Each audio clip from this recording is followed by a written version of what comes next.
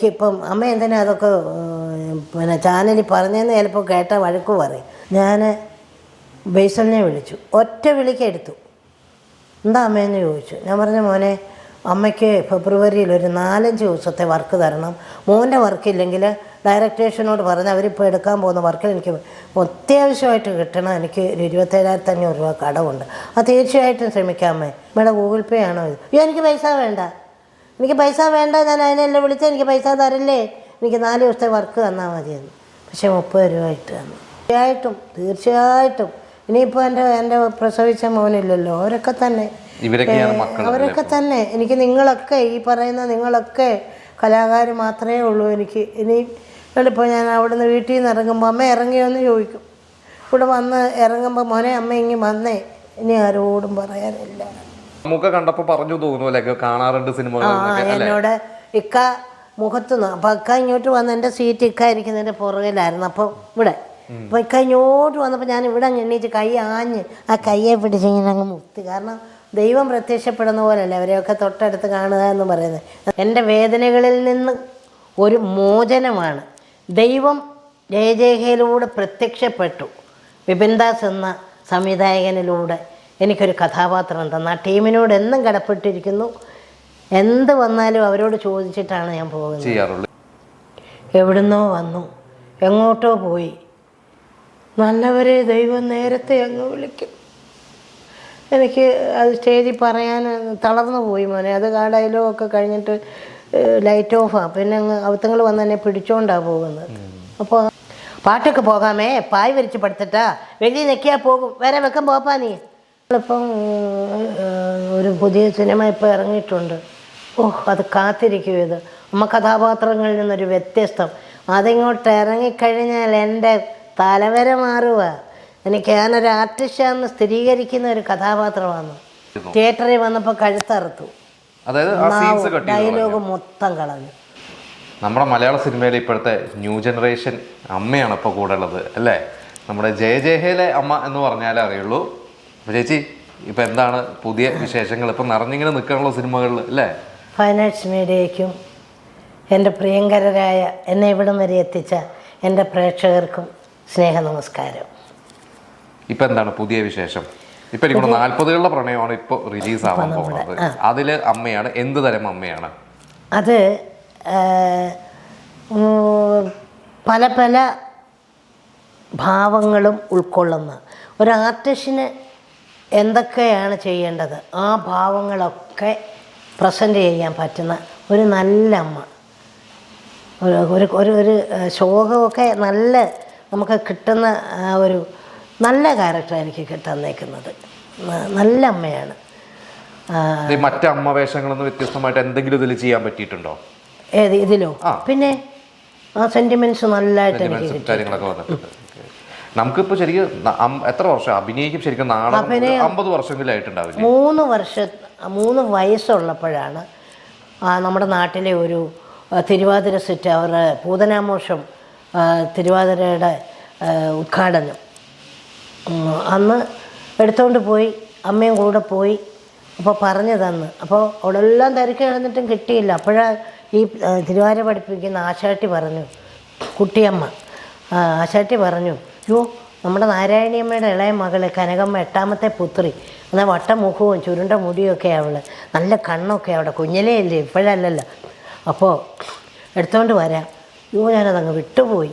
ഉടനെ വന്ന് അമ്മയോട് പറഞ്ഞ് അമ്മ കയ്യിലും അന്നത്തെ കാല മടിയൊക്കെ ഇങ്ങനെ വെറുതെ ഇട്ട് തിരികെ അമ്മ കൊണ്ടുപോയെന്ന് പറഞ്ഞു. അപ്പോൾ നിങ്ങൾ 8 മക്കളായിരുന്നില്ലേ? അവരൊക്കെ ആ പേര് ഇതിന് കലയാണ്. പേര് എല്ലാം കാ വെച്ചിട്ടാണ്. കരുണാകരൻ, കാതരാക്ഷി, കമലാക്ഷി, കമലൻ, കാദംബരി, കാർത്തികേയൻ, കമലമ്മ, കനകമ്മ. അതിനകത്ത് എല്ലാവരും കലാപരമായിട്ട് ആസ്വദിക്കാനും നല്ല കഴിവാണ്. പിന്നെ ഞങ്ങൾ താഴെ അറ്റത്തുള്ള ഞാൻ, ചേച്ചി, കാർത്തികേയൻ എന്നാണ്. ഞങ്ങൾ 3 ഉള്ളൂ, ബാക്കി എല്ലാവരും പോയി. അവരൊക്കെ അഭിനയ രംഗത്തേക്ക് വന്നില്ല. മറ്റു രീതിയിലൊക്കെ അഭിനയ രംഗത്ത് ഞാൻ മാത്രം. ഈ നാടകത്തിൽ ഇങ്ങനെ തിളങ്ങി നിന്നിട്ട് ശരിക്ക് ജയജയഹയാണ് ശരിക്കും നമുക്കൊക്കെ പ്രേക്ഷകരൊക്കെ കൂടുതൽ പരിചയം. ഏതാണ് ശരിക്കും ആദ്യത്തെ സിനിമ? ശരിക്ക് സ്പൈഡർ ഹൗസ് എന്നൊരു സിനിമ ചെമ്പഴന്തി ചന്ദ്രബാബു ലിറിക്സ് എഴുതുന്ന എന്നെ വിളിച്ചുകൊണ്ട് പോയി. അത് നായികയുടെ അമ്മയാണ്. അപ്പോൾ എൻ്റെ വേഷമൊക്കെ നല്ലതായിട്ട് പടം എന്തോ അവർ 2-3 പേര് എന്തോ സാങ്കേതികമായ കാരണങ്ങളാൽ പിന്നെ അത് ഓടിച്ചില്ല. അങ്ങനെ സ്റ്റക്കായി പോയി. അപ്പോൾ യഥാർത്ഥത്തിൽ പ്രസൻറ്റ് ചെയ്ത സിനിമയിൽ ജയ് ജയ് ഹേയാണ് എൻ്റെ ഫസ്റ്റ് സിനിമ. അത് തന്നെയാണ് ശരിക്കും ഒരു എന്താ പറയുക ഒരു അഡ്രസ് ഉണ്ടാക്കി തന്നത് അല്ലേ? എൻ്റെ വേദനകളിൽ നിന്ന് ഒരു മോചനമാണ്. ദൈവം ജയ ജയ് ഹേയിലൂടെ പ്രത്യക്ഷപ്പെട്ടു. വിപിൻ ദാസ് എന്ന സംവിധായകനിലൂടെ എനിക്കൊരു കഥാപാത്രം തന്ന ആ ടീമിനോട് എന്നും കടപ്പെട്ടിരിക്കുന്നു. എന്ത് വന്നാലും അവരോട് ചോദിച്ചിട്ടാണ് ഞാൻ പോകുന്നത് ചെയ്യാറുള്ളൂ. ഇപ്പോഴും ഒരു സിനിമ തുടങ്ങുമ്പോൾ അവരെയൊക്കെ വിളിക്കും. അവർ ശരിക്കും നാടകങ്ങൾ കണ്ടിട്ട് തന്നെയായിരിക്കും അല്ലേ ചേച്ചിനെ സെലക്ട് ചെയ്തത്? നാടകമാണോ അതോ എങ്ങനെയാണ് അവർ സെലക്ട് ചെയ്തത്? ആ ഒരു സെലക്ട് ചെയ്തത് അരുൾ സോളിനോട് പറഞ്ഞു, വിപിൻ ദാസ് പറഞ്ഞു എനിക്ക് നല്ലൊരു അമ്മയെ വേണം, കാരണം ഇനി അമ്മയ്ക്ക് നല്ല പ്രാധാന്യമുള്ളതാണ്, എനിക്ക് നല്ലൊരു അമ്മയെ വേണം. അപ്പോൾ അരുൺ സോൾ കലാവേദി വിജുവിനോട് പറഞ്ഞു. അപ്പോൾ ഞാൻ അവൻ്റെ നാടകത്തിൽ വിജു കലാവേദി അവൻ സംവിധാനം അവനെന്ന് പറഞ്ഞാൽ ഞങ്ങൾ അത്ര ക്ലോസാണ്. അപ്പോൾ ചേച്ചി കനക ചേച്ചി എന്ന് പറഞ്ഞാൽ ഭയങ്കര സ്നേഹമാണ്. ഡയറക്റ്റ് ചെയ്ത കനലാട്ടം കളിക്കുമ്പോഴാണ് എൻ്റെ മകൻ മരിക്കുന്നത്, ഒരു മോൻ. അപ്പോൾ പിറ്റേന്ന് എന്ന് പറയേണ്ട ഡയലോഗാണ്, എവിടുന്നോ വന്നു എങ്ങോട്ടോ പോയി, നല്ലവരെ ദൈവം നേരത്തെ അങ്ങ് വിളിക്കും. എനിക്ക് അത് സ്റ്റേജിൽ പറയാൻ തളർന്നു പോയി മോനെ. അത് ആ ഡയലോഗൊക്കെ കഴിഞ്ഞിട്ട് ലൈറ്റ് ഓഫാണ്. പിന്നെ അങ്ങ് അവത്തങ്ങൾ വന്ന് എന്നെ പിടിച്ചോണ്ടാണ് പോകുന്നത്. അപ്പോൾ ആ ഒരു സീന് എല്ലാ ദിവസത്തെക്കാട്ടിലും ആ ക്യാരക്ടർ നന്നാക്കി എന്നും പറഞ്ഞ് കനകച്ചേച്ചിയെക്കുറിച്ച് ഞാൻ മാഗസിനിൽ എഴുതുമെന്ന് പറഞ്ഞു. അതിലൊന്നും എഴുതാറില്ല. ഇനി 4-5 അമ്മമാരുടെ പടം അരുൺ സോളിന് അങ്ങ് ഇട്ട് കൊടുത്ത് എൻ്റെ കയ്യിലെ തത്തമ്മ കുറി എടുക്കുന്ന പോലെ അങ്ങ് സെലക്ട് ചെയ്തു. നമ്മളെ ഒരു ഭാഗ്യം അവിടെയാണ് തെളിഞ്ഞു വന്നത്. ഒരു ഭാഗ്യം എന്ന് പറയുന്നത് അത് ശരിക്കും ഒരു പുതിയൊരു ലോകമാണ് അല്ലേ? നാടകം എന്ന് പറഞ്ഞ ലോകത്ത് നിന്ന് സിനിമ എന്ന് പറഞ്ഞാൽ ഒരു പുതിയൊരു ലോകത്തോട്ടാണ്. ഞാൻ അവിടെ ചെന്ന് കഷ്ടപ്പെട്ടിടിയപ്പോൾ അങ്ങനെ നിൽക്കുന്ന കനകച്ചേച്ചി ഒറ്റ പ്രാവശ്യം കാണിച്ചു ഓക്കെ പറഞ്ഞു. അവനെ ഡയലോഗ് പറഞ്ഞു ഓക്കെ. അപ്പോൾ ഞാൻ അതിനകത്തിലൊരു ഡയലോഗ് അസീസ് വന്ന് നിൽക്കത്തില്ലേ ദർശനം ഇതെല്ലാം അടിച്ചു പറക്കി ഇടുമ്പോൾ, അപ്പോൾ എന്നോട് പറയും ബന്ധമാണ്, പുള്ളിക്കാരനാണ് ഇവളെ ആലോചിച്ച് കല്യാണം നടത്തിയേക്കുന്നത്. അപ്പോൾ ആ പുള്ളി വന്ന് നീ ഇതെല്ലാം കണ്ടല്ലോ, ആ ഒരവസ്ഥയിൽ അനിവാ ഇരിക്കുന്നൊന്ന് പറയും. അത് ഞാൻ തന്നെ പറഞ്ഞോളാമെന്ന് ഞാൻ പറഞ്ഞു. അനിവാ ഇരിക്ക അതൊടിഞ്ഞു പോകത്തൊന്നുമല്ല, അതായിരുന്നു അതൊടിഞ്ഞു പോകും, കാരണം അവന് തന്നെ പണി കൊടുക്കാൻ. അങ്ങനെ അതെല്ലാം പറയുമ്പോഴും എന്നെ അടിപൊളിയെന്നും പറഞ്ഞ് പിന്നെ അതവർ പിന്നെ ഫൈസൽ മുഹമ്മദും നാഷിദ് അസോസിയേറ്റ് എഴുതുന്ന ആളും കൂടെ അവരാ പ്രിപ്പയർ ചെയ്തത്. അങ്ങനെ ഓരോന്ന് കൊണ്ട് CD കാണിക്കും, ഓക്കെ പറയും. അങ്ങനെ മതിയടാ ചേച്ചിയെ കഷ്ടപ്പെടുന്നത് ഇഷ്ടപ്പെട്ട്.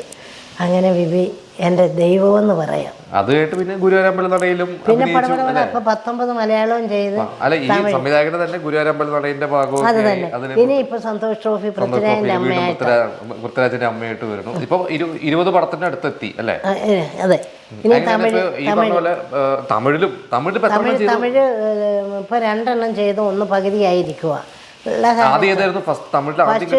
കുടുംബസ്ഥൻ കാല സിനിമയിൽ രജനീകാന്തിന്റെ മകനായിട്ട് അഭിനയിച്ച മണികണ്ഠന്റെ മകൻ, നമ്മുടെ മിന്നൽ മുരളിയിലെ ഗുരു സോമസുന്ദരന്റെ മരുമകൻ, സുന്ദർരാജന്റെ ഭർത്താവ്, പിന്നെ നിവേദിത തമിഴ് നടി. ഫേമസ് അല്ല, പക്ഷെ അവർ ആ സിനിമയോട് കൂടി അതിൻ്റെ അവിടെ തന്നെ കുറേ അഭിനയിച്ചിട്ടുള്ള കുട്ടികളാണ്. പിന്നെ ഒരു തെലുങ്ക് നടിയ നായിക. അപ്പോൾ അങ്ങനെ അവിടെ ചെന്ന് എനിക്ക് പേടിയായിരുന്നു, ഇത്ര ഉണ്ട് പഠിക്കാൻ. അപ്പോൾ എനിക്കങ്ങ് പേടിയാണ്, നമ്മുടെ ലാംഗ്വേജ് അല്ലല്ലോ. അവിടെ ചെന്നപ്പോൾ ഫസ്റ്റ് ഡയലോഗ് പ്രസൻറ്റ് ചെയ്യാൻ പറഞ്ഞു. പാട്ടൊക്കെ പോകാമേ, പായ് വരിച്ച് പഠിത്തിട്ടാ വെളി നെക്കിയാൽ പോകും, വേറെ വെക്കം പോപ്പാ നീ. ഒറ്റ ടേക്ക് ഇപ്പോഴും അത് ഇനി ഏതും അല്ല നാടകത്തിൽ വന്നാൽ നാടകം തീരുന്നരം വരെ തെറ്റിക്കുന്നവരുണ്ട്. ഇത് ഫസ്റ്റിലെ കനകം ആ കളരിയിലെ ഫസ്റ്റിലെ ഡയലോഗ് പഠിക്കുന്ന ഞാനായിരിക്കും. വെളുപ്പിനെ എഴുന്നേറ്റ് 4 മണിക്കൊന്ന് വായിച്ചു നോക്കും, ഓക്കെ മെമ്മറി പതിഞ്ഞു. ഇപ്പോഴും ഒന്നും 14 വയസ്സിലൊക്കെ അടൂർ ഭാവൻ ചേച്ചി, അടൂർ പങ്കജ് ചേച്ചി, MS തൃപ്പൂണിത്തുറ ടീമിൻ്റെ കൂടെ നാടകം അവരുടെ കൂടെയൊക്കെ പ്രകടനത്തിൻ്റെ കൂടെയാണ്. അതാണ് കളരി അല്ലേ? ഇപ്പൊ സിനിമകൾ കുറെ അവസരങ്ങൾ ഇപ്പോൾ വരുന്നുണ്ട്. ഇപ്പോൾ എങ്ങനെയാണ് ഞാൻ ചോദിച്ചാൽ ഇപ്പോൾ കുറേ വരും, നമുക്ക് ഡേറ്റുകൾ കുറേ കൊടുക്കണം. അപ്പോൾ ഒറ്റയ്ക്ക് തന്നെയാണോ എല്ലാം ഹാൻഡിൽ ചെയ്യണത്? ഡേറ്റും കാര്യങ്ങളും ഫോൺ വിളിക്കുക ആളുകളുടെ സെക്രട്ടറി ഒന്നും കുഴപ്പമില്ല, ഒറ്റയ്ക്ക് ഹാൻഡിൽ ചെയ്യാൻ പറ്റുന്നുണ്ട്. ഒരാളെ ഇപ്പൊ നമുക്കൊരു മറന്നു പോവാലോ ഇവര് ഒന്നുമില്ല, എഴുതി വെക്കും, എഴുതിയും വെക്കണ്ട. ഇന്ന ദിവസം ഇന്നതുണ്ടെന്ന് എനിക്ക് ഓർക്കും. അത് എനിക്കത് ആപ്റ്റാ. അല്ല ഒരാളെ കൂടെ ഇപ്പം നമ്മൾ കൊണ്ടുപോകുന്നതിൽ നല്ല നമ്മുടെ കാര്യം നമ്മൾ മാത്രം. നമ്മൾ ഒരാളിനെ കൂടെ കൊണ്ട് അവരെ കൂടെ നമ്മൾ കെയർ ചെയ്യണം. നമ്മുടെ കൂടെ ഉള്ളവർ എന്ത് ചെയ്യും, അവരെവിടെ ഇരിക്കുന്നു. ചിലപ്പോൾ അവരെന്തെങ്കിലും തെറ്റ് ചെയ്ത് കഴിഞ്ഞാൽ ചിലപ്പോൾ നമ്മുടെ പേര് വരെ ഇപ്പൊ എനിക്ക് നമുക്ക് ഒറ്റയ്ക്ക് പോകാവുന്നേ ഉള്ളൂ. ഇപ്പൊ വന്നിട്ട് ഇപ്പൊ കുറെ സിനിമകളൊക്കെ ചെയ്തിട്ട് ഞാൻ പറഞ്ഞ എന്തെങ്കിലും ഈ പറഞ്ഞ പോലെ വിഷമിക്കുന്ന കാര്യങ്ങളൊക്കെ സംഭവിച്ചിട്ടുണ്ടോ? ഇപ്പൊ സിനിമ പുതിയൊരു ലോകം വന്നു, അങ്ങനെ എന്തെങ്കിലും അഭിനയിക്കാനും വന്നിട്ട് വിഷമിക്കുന്ന തരത്തിൽ എന്തെങ്കിലും അനുഭവങ്ങളൊക്കെ ഉണ്ടായിട്ടുണ്ടോ? പ്രശ്നങ്ങളൊന്നും. പക്ഷെ അത് നമ്മളിപ്പം ഒരു പുതിയ സിനിമ ഇപ്പൊ ഇറങ്ങിയിട്ടുണ്ട്. അത് കാത്തിരിക്കും. ഇത് നമ്മ കഥാപാത്രങ്ങളിൽ നിന്നൊരു വ്യത്യസ്തം. അതിങ്ങോട്ട് ഇറങ്ങിക്കഴിഞ്ഞാൽ എൻ്റെ തലവര മാറുക. എനിക്ക് ഞാനൊരു ആർട്ടിസ്റ്റാണെന്ന് സ്ഥിരീകരിക്കുന്ന ഒരു കഥാപാത്രമാണ്. ഇവിടെ വരെ മുടി മുറിച്ചു. ആദ്യം കഥാപാത്രത്തിന് വേണ്ടി മുടി മുറിച്ചു കാത്തിരുന്നു. തിയേറ്ററിൽ വന്നപ്പോൾ കഴുത്തറുത്തു.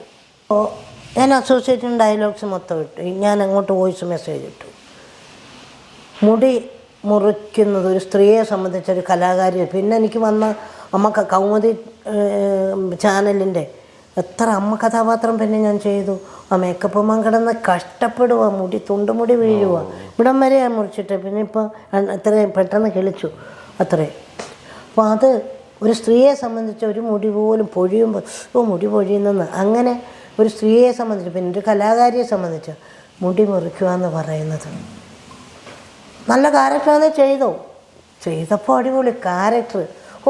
സ്വപ്നം കണ്ടുകൊണ്ടിരിക്കുമായിരുന്നു തിയേറ്ററിൽ വരുന്നത്. മകൻ മരിച്ച ദുഃഖത്തിനിടയ്ക്കും അതൊന്ന് പ്രിപ്പയർ ചെയ്തുകൊണ്ട് വരുവേത് എൻ്റെ മനസ്സ്. ചെന്നിരുന്ന് സിനിമ അടുത്ത സീനിൽ കാണും, അടുത്ത സീന് ഓരോ സീനിലും പ്രതീക്ഷയാണ്. ഡയലോഗൊന്നുമില്ല. ഒരു തുണ്ട് ഡയലോഗ് ഉണ്ടാണ്ട് ഏതാണ്ടൊന്ന് പറയാം. അങ്ങനല്ലെന്ന് ത്രൂ ഔട്ട് നല്ല ഡയലോഗ്സുകൾ 10-12 സീൻ ഡയലോഗ് ഉള്ളതുണ്ടായിരുന്നു. ലെങ്ത് കൂടിയാൽ പനലിൽ ആകെ ചെയ്യുന്ന കട്ട് ചെയ്ത് കള.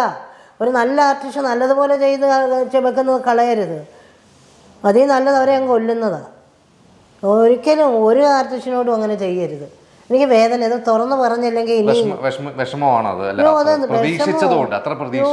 പ്രതീക്ഷയോ ഇത്ര മനോഹരമായിട്ട് ചെയ്തു വെച്ചു. പിന്നെ തമ്പുരാൻ അനുഗ്രഹിച്ച് എനിക്ക് ഒരു നോട്ടമാണെങ്കിൽ പോലും അതിനും കയ്യടി വീണ നാടകം അഭിനയിക്കുമ്പോൾ വാസവദത്ത കഥയ്ക്കകത്ത് നോക്കിയിട്ട് പ്രസൻറ്റ് വിത്തൗട്ട് ഡയലോഗ്സ് ആക്ടിങ് ഉള്ളി. പക്ഷേ അതിനും എനിക്ക് കയ്യടി വീണിട്ടുണ്ട്.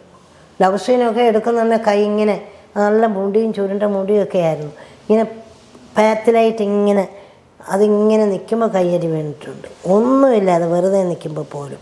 അങ്ങനെ ദൈവം തന്ന ഒരു അനുഗ്രഹമാണ്. ദൈവത്തിൻ്റെ വരദാനമാണ്, ജന്മസിദ്ധമാണ് കല.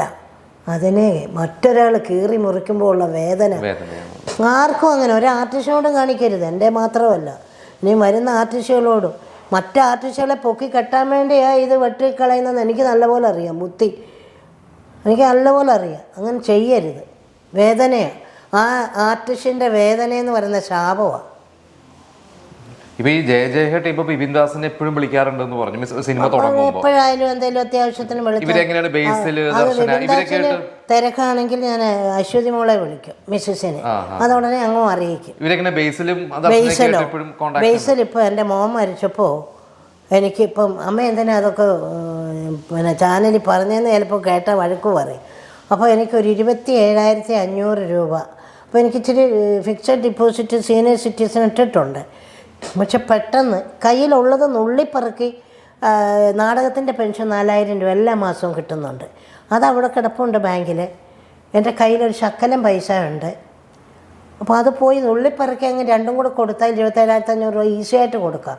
പക്ഷെ പിന്നെ നമുക്ക് കൈക്കാശ്, എനിക്ക് പെട്ടെന്നൊരു പനി വന്നാലോ ആരുമില്ല, ഞാൻ തന്നെയുള്ളൂ. ദൈവവും ക്യാമറയും ഞാനുമേ ഉള്ളൂ എൻ്റെ വീട്ടിൽ.